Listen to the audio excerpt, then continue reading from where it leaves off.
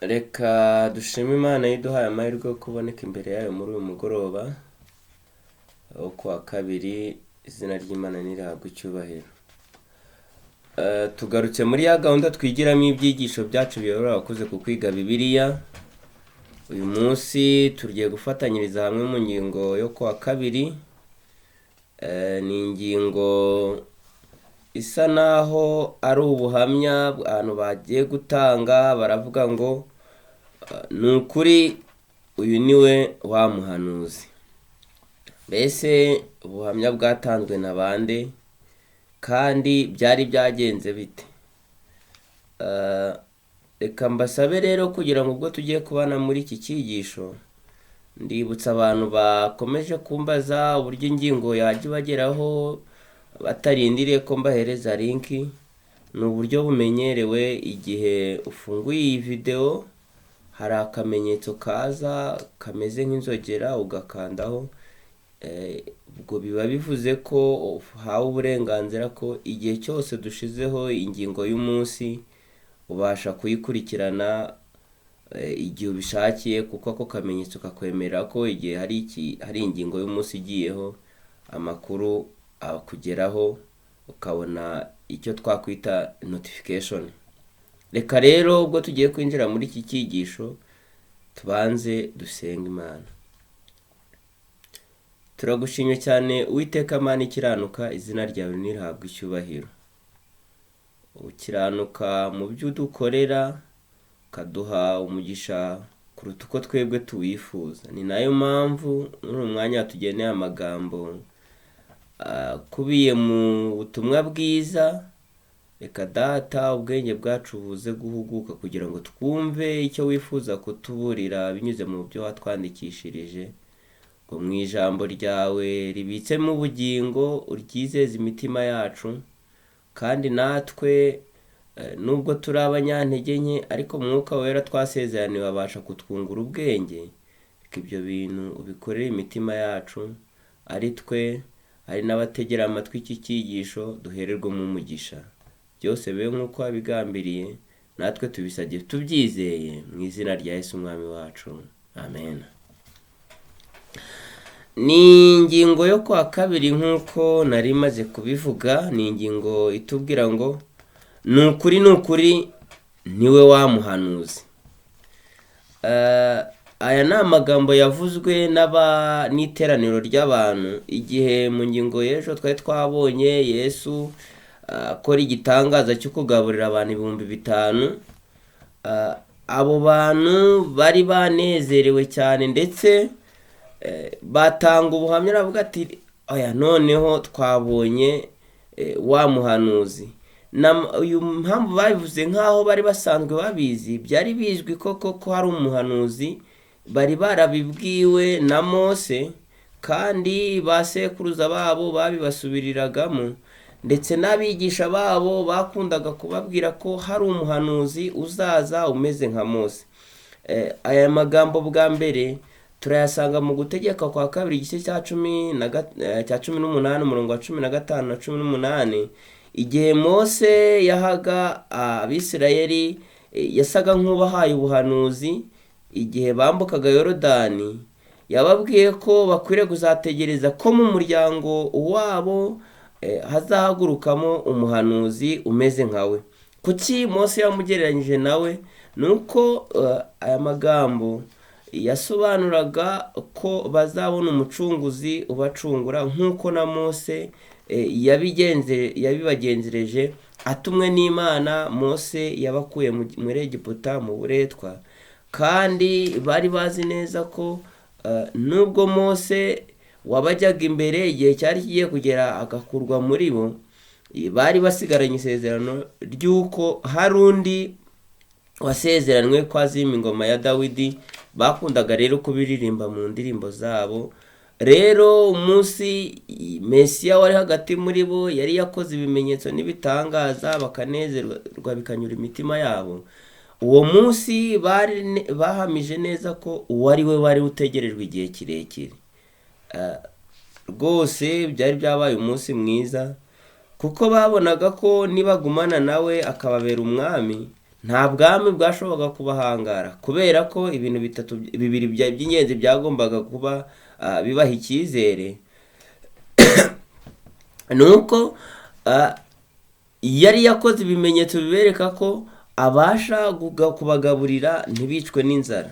bivuze ko abasirikari babo mu gihe cyo gutabara ntibagombaga kwicwa n'inzara. Ikindi nanone ku rugamba yari yakoze ibimenyetso bigaragaza ko yashoboraga gusubiza ubugingo, haba mu wenda gupfa, haba ku wakomeretse. Ibyo bintu rero uko ari bibiri, ni hano mwanditsi aratubwiye ngo ibyo bintu uko ari bibiri, ku rugamba harimo kugaburira ingabo zabo no kwita ku bakomeretse ndetse n'abapfuye.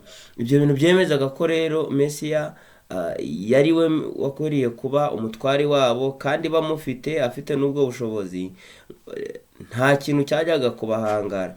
Kubw'ibyo hano baratubwira ngo kubw'ibyo bitangaza bye Yesu yari yerekanye ko yashoboye kubikora byombi. Ariko igihabanye n'icyo, mu mugambi wa Yesu wo kugaburira bariya bantu bari bashonje, ntago yifuzaga ko ibitekerezo byabo byerekera ku kuba agiye kubabera umwami nuko akabamara inzara y'ibigaragara, ahubwo yakanguye intekerezo zabo nuko abasobanurira muri aya magambo. Ibiramambu, inkuru yo kugaburira abantu 5,000 yabaye uburyo bwo kugaragaza icyitegererezo cyerekana yuko Yesu ari we mutsima w'ubugingo. Imana ubwayo yari yamanutse iva mu ijuru. Rero Yesu yakoresheje ijambo ritashoboye kumvikana mu ntekerezo zabo, aho yababwiye ati nuko rero ni njye mutsima w'ubugingo. Kugira ngo babwire aya magambo, uwo munsi banezerewe, bishimye, batashe mu mitima yabo bumva banyuzwe.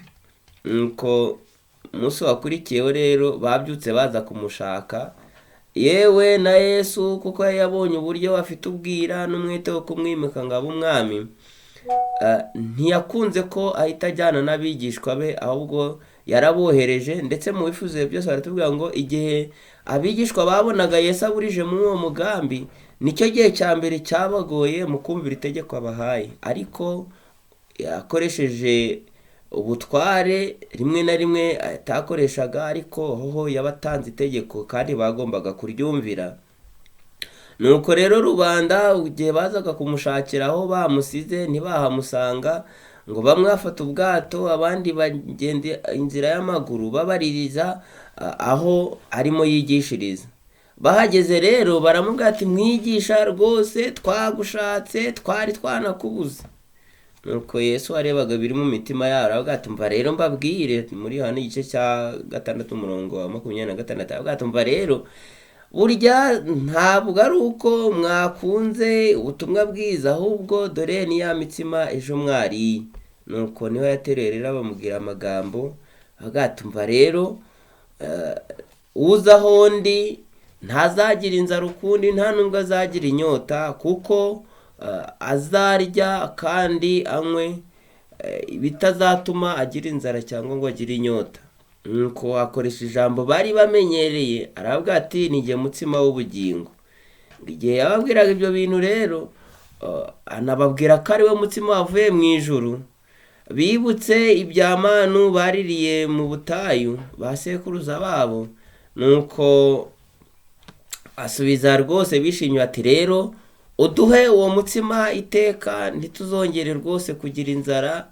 Ariko Yesu acengeza mu mitima yabo kandi abasobanurira ko ari we mutsima w'ubugingo, kuko yageze ababwira ko urya akandi arya agomba kurya umubiri we, nuko akanywa n'amaraso ye. Ibi bintu rero kubyumva byabaciye intege, kugeza ku rwego ubwo yakomeje kubabwira ko ari we mutsima w'ubugingo, aberurira ko rwose iby'imigati ibyo babonye umunsi wari wabanje atari byo, babyumvise nabi, ahubwo bakwiriye kwizera ijambo rye. Aho yageze akabibutsa ya magambo nanone yari yakoresheje igihe ahanganaga na Satani.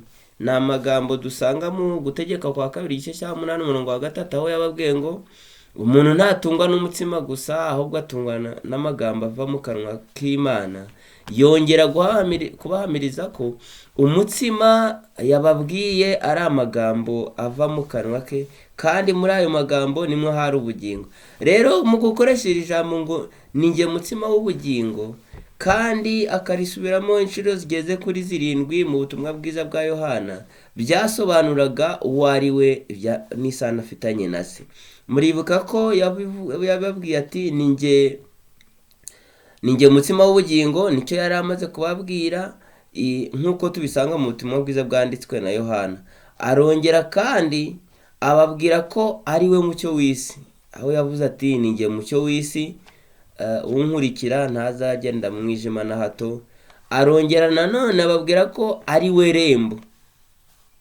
Irembo bari basanzwe bamenyera amarembo yinjira muri Yerusalemu, hari aho bari bafite n'irembo ryitwa irembo ry'intama. Nuko aravuga ati ni njye mwungeri mwiza. Mu kubabwira ngo ni njye, hari nawe yageze akababwira ko ari njye nzira, ukuri n'ubugingo. Ibi bintu byo gukomeza atsindagira ko ari we, mu gihe bo bumvaga yakaba yavuga ko ari we mwami wa Isirayeli ugiye kwima ingoma ya Dawidi akabakura ku gitugu. Ibyo bintu rwose byari bitandukanye n'ibyo batekerezaga, ariko we mu kubabwira ibyo yabibutsaga amagambo bari basanzwe bazi, bari barigishijwe na ba sekuruza babo, kuko basobanurirwaga igihe Mose yahabwaga inshingano kujya kubakura muri Egiputa. Uwiteka ubwe niwe wambwiye ngo nuko nugerayo ubabwire ko ndiho yabantumyeho. Rero muri iryo jambo ni njye nzira n'ukuri n'ubugingo, ni njye yabibutsaga ya magambo yasobanuriwe igihe yababwiraga ngo ndiho yabantumyeho. Nyamara ibitandukanye n'ibyo bo ntibigeze basobanukirwa na bene ayo magambo, kuko bumvaga bifuza iby'ako kanya, bifuzaga ko Yesu yima ingoma yo mu isi maze akabaha ubutware bakiganzura ingoma y'Abaroma. Ibi turasanga ko imitima yabo yari yuzuye kutanyurwa. Yakomeje kwibaza impamvu Yesu washoboraga gukora ibitangaza bikomeye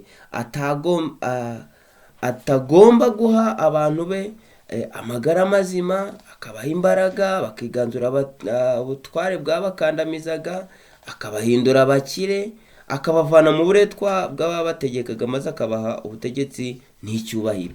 Kuri bo iki nicyo cyari kibaraje ishinga, yewe si na rubanda gusa, n'abigishwa be murabyibuka, kuko nabo uko basobanukirwaga n'umwigisha wabo bari bazi ko Mesiya bakurikiye wabatoranije azabaha ubutware. Ni nayo mpamvu inshuro nyinshi mu mitima yabo bahoraga bibaza umukuru ninde uzaba ari uw'icyubahiro mu bwami. Batekerezaga ko Mesiya azimika ku isi. Rero kuba yarahamanyaga ko yavuye ku Mana, nyamara akanga kuba umwami wa Isirayeli, ibyo bintu byabateye urujijo. Kuba yaravugaga ati navuye kuri data kandi njye na data turi umwe, akabemeza ko ari umwe na se, afite ubutware mu ijuru no mu isi, ariko nanone bagera igihe cyo bishimiye kumwimika ntabikunde, ntanabyemere. Ibyo bintu byazanye urujijo muri bo, ndetse kugeza ku rwego abari bahuruye bamukurikiye ku bwaya bya bitangaza n'ibimenyetso yakoze, benshi bahisemo kwigendera. Nuko areba abigishwa be nabo arabaza, se namwe murashaka kugenda? Nuko Petero avugiwemo n'umwuka w'Imana aravuga ati, none mwami twagusiga tukajya he, ko ari wowe ufite amagambo y'ubugingo? Ariko muri rubanda benshi bari baciwe intege nuko icyo bategerezaga kuri we batakibonye, bityo ngo igihe basubiraga, uretse no kugenda bahebye icyo batekerezaga, ngo bagiye bashishikariye kumuvuga ibitari byo, aho bitwaje ko n'ubundi nta kiza cyava i Nazareti, ko bamuzi ko ari mwene Yosefu w'umubaji. Bityo rero bahamya ko ibyari byabaye rwose bari bibeshye, kuko bari babonye adashize mu bikorwa umugambi wabo. Hano mu wifuzwe byose hari amagambo batuhaye aratubwira ngo kwanga kuba umwami kwe babihaga ubusobanuro butari bwo. Abenshi batekereje ko adafite icyemezo cyo kuba umwami, bavuga ko nawe ubwe yishidikanyaho ku murimo nk'uwatumwe n'ijuru. Ibi nibyo byateye kwinangira mu mitima yabo, kuko batashye bafite ibitekerezo byinangiye, ndetse banavuga ko na Yesu ubwo atemeye kuba umwami wa Isirayeli, ubwo nawe yishidikanyaho. Nyamara igihabanye n'icyo, Yesu ntiyifuzaga ubwami bwo mu isi, nubwo yabwiraga ko ubwami bw'Imana buri hagati muri bo, ariko yifuzaga kubaha ubwami butazashira, kandi ubwo bwami nibwo yashinze, nibwo yubatse, natwe turi abahamya babyo, kuko dutegereje ubwami butazagira ubundi bwami busimbura. Icyakora si ubwami bwo mu isi, ahubwo ni ubwami Kristo yaduteguriye, ubwami butazaba burimo icyaha.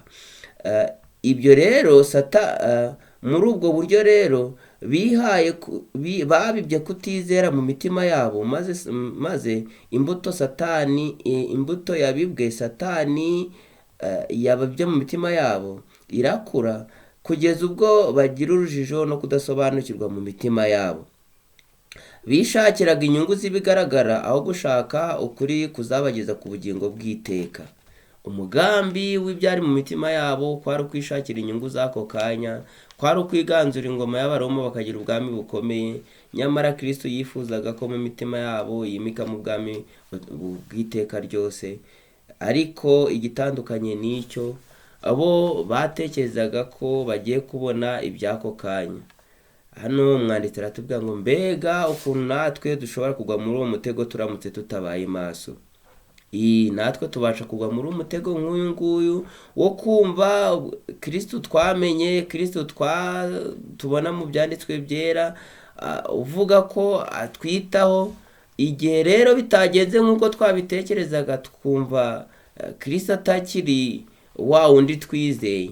Hari indirimbo nakunze ya korali imwe, igihe bavuga ngo umuntu yarabatijwe yizera ko atazongera guhura n'ibirusha n'ibigeragezo, ngo ariko ageze kwa Yesu asanga bararwara, barakena, barasonza, ngo ibyo bintu bimutera kwibaza, ngo ariko nyuma aza gusanga ibyo yatekerezaga ni ibyano mu isi, ibyo ni ibyo mu isi. Mu mahoro Kristo atanga, no mu burwayi no mu gusonza, abakiri Imana igira neza, ikiri Imana itwitaho. Rero reka tugire icyizere mu ijambo yatwandikishirije, ko nk'uko mu ijambo ryarimo ubugingo bukiza, reka ryikomerezwe mu mitima yacu kandi ritwiteguze, ngo ubwo twitegura ubwami butazashira, jye namwe tuzatahane muri ubwo bwami. Nibyo mbasabira, nanjye nisabira mu izina rya Yesu. Reka dusenge. Uwiteka Mana ikiranuka, turagushimye cyane. Tugushimiye ko uduhaye icyitegererezo cy'ibyabaye ku Bayuda.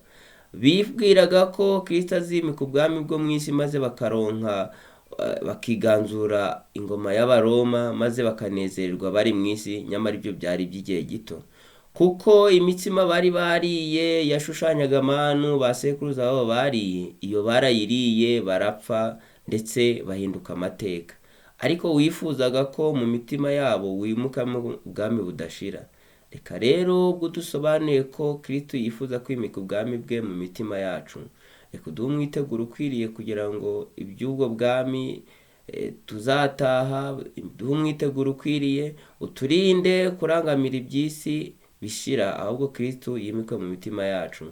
Kubwo agiye guhishurwa, twebwe abamumenye ndetse n'abakunze guhishurwa kwe, twese tuzatahane mu bwami bwo mu ijuru.